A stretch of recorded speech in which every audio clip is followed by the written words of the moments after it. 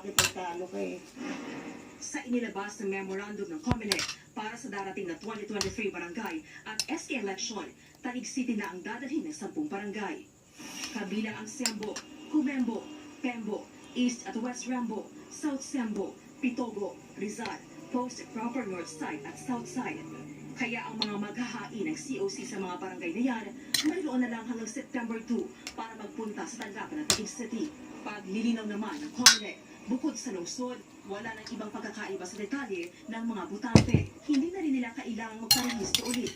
Sa pinakahuling tala ng COMELEC, may halos 300,000 butante ang mga Embo barangay, habang may mahigit 400,000 butante sa Taguig.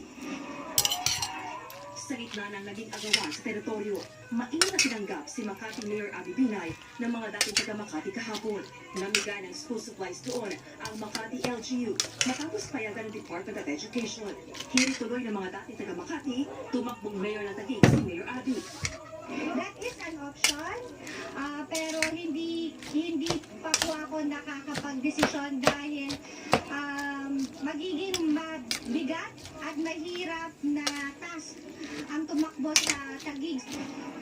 Nang usisain si Binay sa payag ng ito, inamin niyang isa ito sa kanyang pinag-iisipan. As far as 2025 is concerned, I keep all my options open, and that is one option. So it is not the only option, but it is one that I am considering.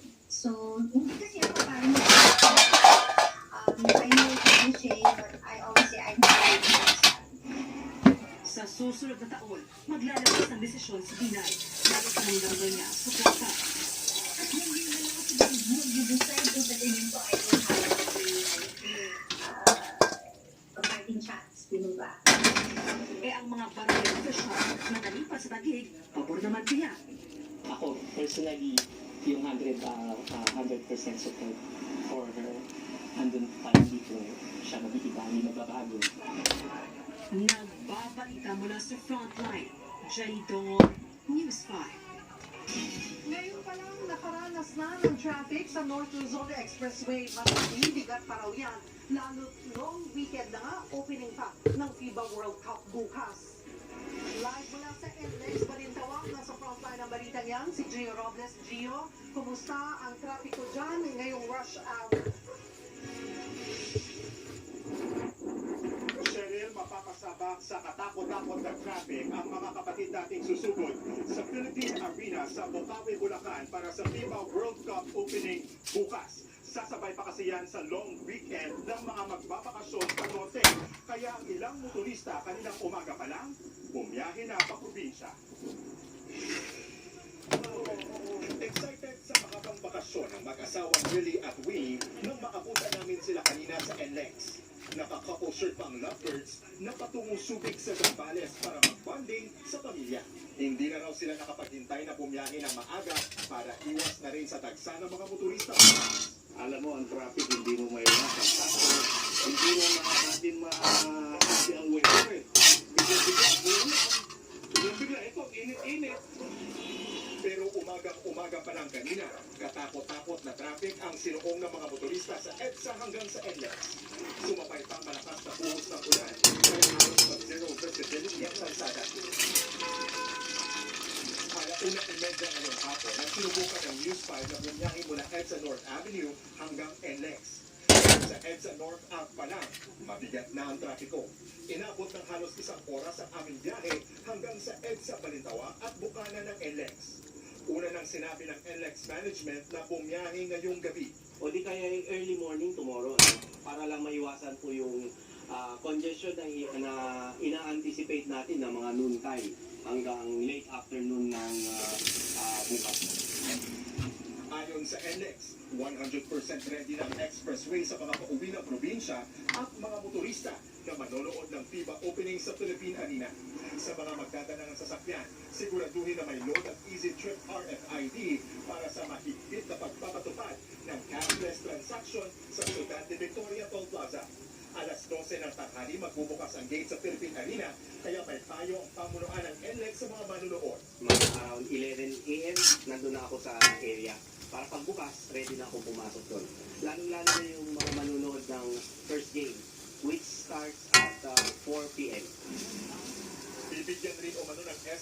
magpapatupad ng counterflow scheme ang NLEX sakaling maipit sa traffic ang FIBA delegates sa Philippine Arena. Isa rin sa mga inaasahan bukas sa FIBA opening si Pangulong Bongbong Marcos. Magpapatupad ng truck ban sa piling oras bukas sa Valenzuela at mga bayan sa Bulacan gaya ng Santa Maria, Marilao at May Kawayan para sa FIBA. Paglilinaw naman ng IAC, walang special treatment sa mga delegado ng FIBA. Pag po nagkasabay ang isang bus na nagbababa sa isang istasyon at meron pong delegate sa likuran at hindi po pwedeng mag-overtake dahil nga ho safety, hindi po mamadali dahil ho lagi nating isipin na yung kapakanan at seguridad ng ating mga mananakay ang priority po natin.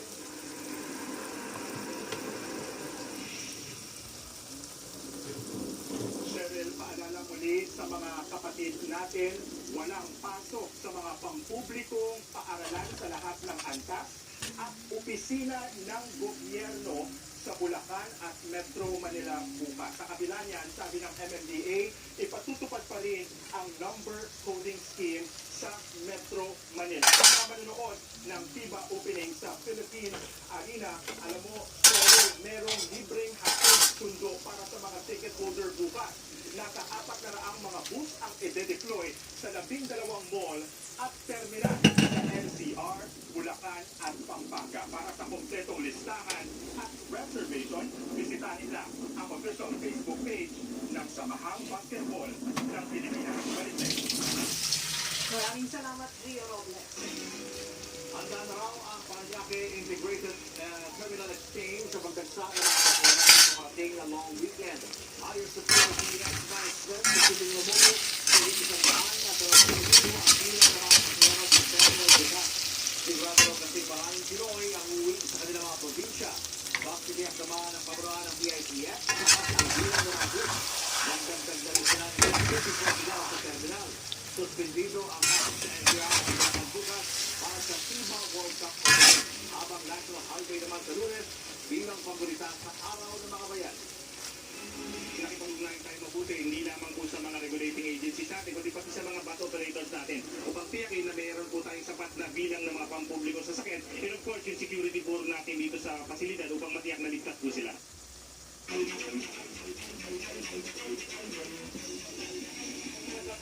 Bukas na ang bakbakan si Carl Anthony Towns. Kinakabahan na. Nakabantay na balikan sa Marcy Bautista. Isang tulog na lang at nasapak na ang Gilas Pilipinas sa pinaka-pinintay na basketball event, ang 2023 FIBA World Cup. Ayon kay Gilas head coach Chot Reyes, magiging malaking factor ang home court advantage. One thing is for sure, we will need the support and the prayers of the crowd. I think that's very, very important. We have to be able to punch above our weight. Ang koponan ng Dominican Republic na pinangungunahan ni na Carl Anthony Towns ng Minnesota Timberwolves at Lester Quiñones ng Golden State Warriors. Kamakailan lang ay pinatuod nila ang Canada sa isang international tune-up sa score na 94-88. Sa kabila niyan, kumpiyansa naman daw si Coach Chot na ibibigay ng Gilas ang 100% sa laban sa kabila ng batikos ng ilang fans. There's a lot of public or social media disappointment or whatever, but still, I'm very thankful because I've been immune to it because I've not been I'm not in social media anymore, but that alone has already a big role blocking the discussion, right? Nagbigay po ng si Jacob Aguilar sa former national team captain na sinusun ng Alacant at Dave Norwood. At ngayon siya na ang team captain, leading by example daw ang mantra niya para sa squad. They really set the bar high. Yung nakita ko sa kanila is how they take pride in their craft. Every day in practice, their routine, their professionalism. Bukod kay Jackets, magiging crucial din daw sa opening game ang iba pang big men gaya ni na veteran June Mark Fajardo at Young Don, Kai Soto at AJ Eddie. I think having a team fight person is still very, very important because everything we face is going to have a strong top inside in here. So, that's how important and nobody tougher than the first game. Not going to be the role at the value of our front line.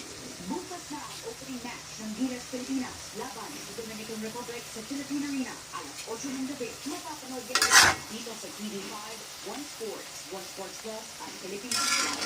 Nagbabalita mula sa Top Line, Marty Bautista, News 5.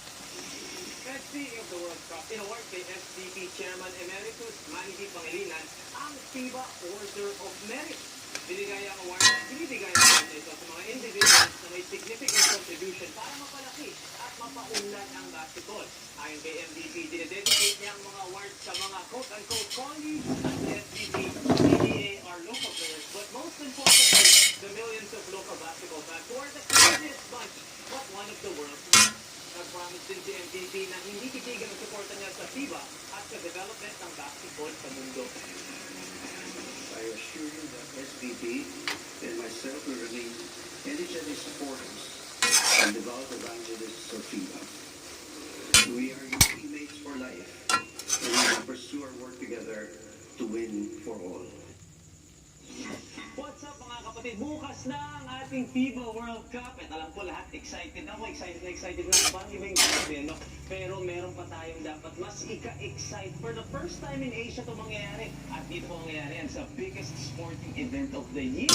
Bukod sa inaabangan ng mga bata natin, may nilatag ding mga makasaysayang gimmick para sa mga manonood live. Kasama dyan ang kauna-unahang digital human sa bansa. Mga kapatid, ni Pearl. Ako si Pearl. Masaya akong makita at makasama kayong lahat mga kapatid.